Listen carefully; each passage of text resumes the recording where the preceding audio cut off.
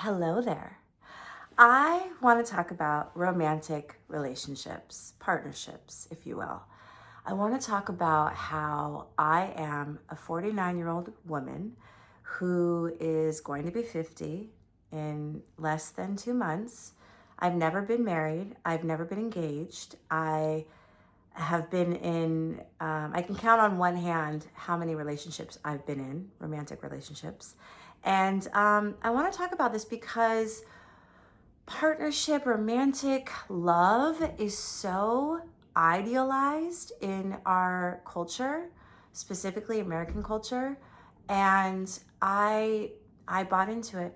I drank the Kool-Aid. I grew up in love with like love and romantic love, and I watched all the movies and I listened to all the songs, and I had this whole idea of romantic love as the prize, that I was going to get married, have a family, and then my life would just ride off into the sunset and all would be well. You know what I mean? Like all the stuff that we're fed when we were kids. And so for a long time, I thought there was something wrong with me.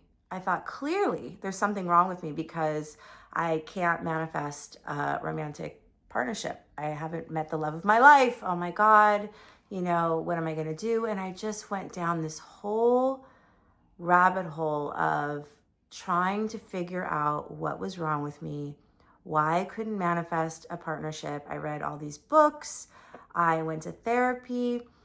And it wasn't until 5 years ago, honestly, that I moved back home, and then the pandemic hit. And that's when I just dove right in. I did all of this inner work. It was the first time I was doing inner child work because I just assumed, like I'm sure many of us, I was like, I had a relatively good childhood. I grew up, I felt loved. My parents divorced, yeah, but I mean, a lot of parents divorce. It wasn't a big deal. And so I never really thought it had anything to do with how I was brought up. I thought, well, yeah, my parents divorced, big deal, like I still, I didn't understand. I didn't make those connections. So anyways, 5 years ago, I moved back home and I started to do this inner child work. And there was a couple of moments in my life where I thought to myself, it feels really good to be single. Like I just kind of love my independence. I love how free I am. I love that I can do whatever I want. And yeah.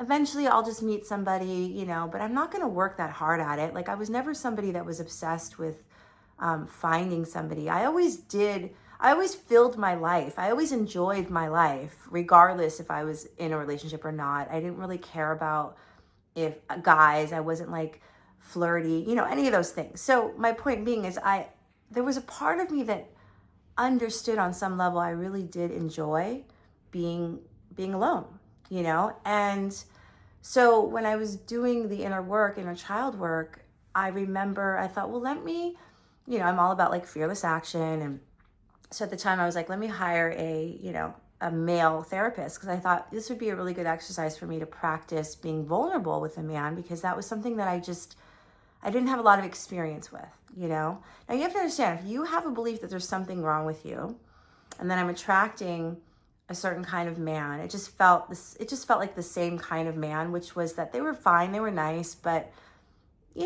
I was never really that into them, which I'll tell you in a moment why I was attracting that kind of man, because there was still a part of me that I just didn't show. I just kind of shut off. I think I, in some ways, was playing a certain role, playing a game. And so because I thought maybe I'm too much, right? I'm too much. If I'm really myself, I'll be too much for a man and that kind of thing. So anyways, I hired this therapist. We ended up doing a couple sessions, and I remember it was like the third or fourth session, and he said something to the effect, alluding that we were in a relationship, like this was a relationship. And I was like, and I remember my whole body just kind of froze. And that night I had this nightmare, really, where I was like strapped to this hospital bed and I couldn't move, and I was trying to scream and nothing came out. And I woke up and I was like, oh my God, is this how I feel being in a relationship would be like, where I feel trapped and I wouldn't have a voice? And then it clicked. Oh, wow. That's exactly how I feel and why my entire life was designed, okay? Because you have to remember when you, as a child, have these beliefs, which really are unconscious promises to yourself, you will design your whole life around that unconscious promise. And promise to myself was being in a relationship meant I would have to compromise who I really am. I would be trapped. I wouldn't be free. And being free was how that's like the thing I value the most in life, is to be able to be free to do whatever the hell I want. So being in a relationship meant I'd have to compromise that. Now I am making all these connections again, like this was only 4 or 5 years ago, right? So when I discovered that was so enlightening for me, because I really understood, oh my God, this was exactly how it was supposed to play out. My whole life, like there was nothing wrong with me. In fact, I was fulfilling a promise that I just didn't know consciously I was doing, which was to be free. I always wanted to just be free. And here I was being free, living the life that my inner child really just wanted for herself, but confused because I had bought into the conditioning which told me I had to be in pursuit of romantic love, and that was the prize. So I'm saying this because although it's very cliche, I'm gonna tell you, and I'm talking to you, if you are like me and you're single and you've been trying to look for romantic love, blah, blah, blah, blah, whatever it is, whatever your scenario is, right?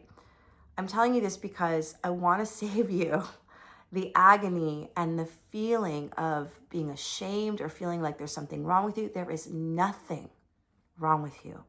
But your assignment, okay, is to go on this self-discovery journey. Your assignment is to fall in love with yourself. And I know you hear me say this and you want to throw up a little bit. I know it because it's just so cliche, but it is so true.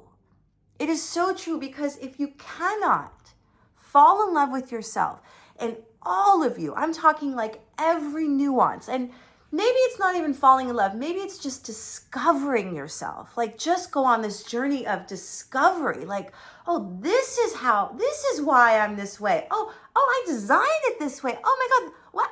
You know what I'm saying? Like this amazing journey of self-discovery, this beautiful, glorious adventure that you get to go on to discover the nuances that make you unique and lovable just as you are.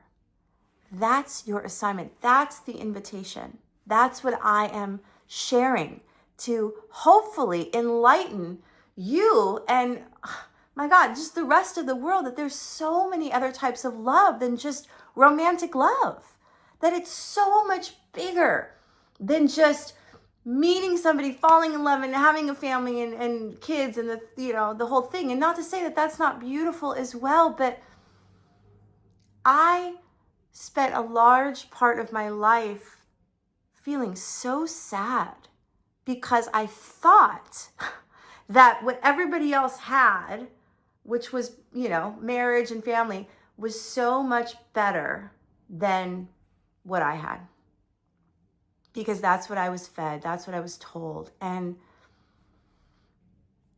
it's so, I guess what I want to say is, like, don't feel sorry for me. At the same time, I spent a long time feeling sorry for me in that regard, because I, again, thought that was the prize, because that's how it was presented to all of us, like spoon-fed.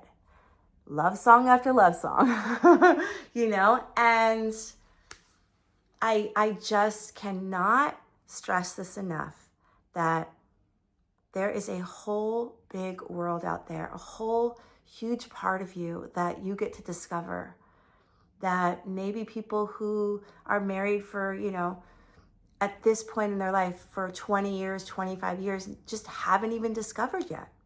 And you get to go on this journey. And it's exciting. And it's fun.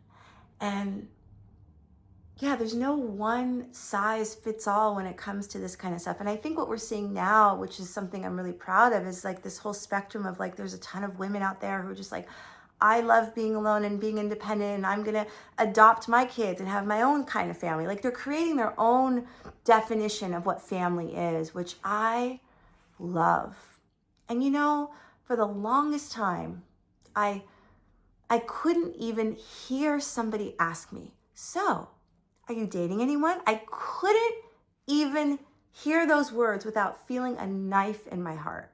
That's how it felt, because it just it hurt so much, because it felt like no matter what I'm doing in my life, this is the one thing that you only care about, and I don't have any news for you. That's how I felt. And so I had to actually tell my parents, you can't ask me this question anymore, because it was so nauseating to go home and be like, yeah, I just did this retreat. I'm doing it. Oh yeah, well, are you dating anyone? Have you met anyone? Are you on the apps? Are you going out? Like it was the only thing that they seemed to care about. And I was just like, and I had to create this boundary and say, you cannot. And this was like age 30, 36 maybe. I was like, you cannot ask me that anymore. And, you know, my mom was just like, what? I don't understand. Blah, blah, blah. I said, you cannot ask me that anymore, because what it feels like to me is like a knife in my heart. And if you don't want to hurt me, you have to stop asking me that question. I will let you know, but I can't, I'm not going to, like, it was so, I still get a little triggered actually, because it's just like, it felt very tone deaf. It's just this constant, like I wasn't good enough. Like nothing I was doing was good enough. And so I'm so proud of myself for creating that boundary, and for standing up and saying, no, like no, you don't get to ask me that anymore. And and so it feels really good. And so I don't know. I just want to say all of this to let you guys know that it feels really good not to feel ashamed. It feels good to know this about myself. So now I can really work on reframing what relationship is, and how it can mean so much more to people coming together and creating the best out of each other, and really enhancing and making the other person better, right? And and you can still have your freedom in a relationship. I think that's really important. And so there you go. Voila. And please comment below if this resonated. And I'm sure I will be talking more about this topic as well. Take care, everyone.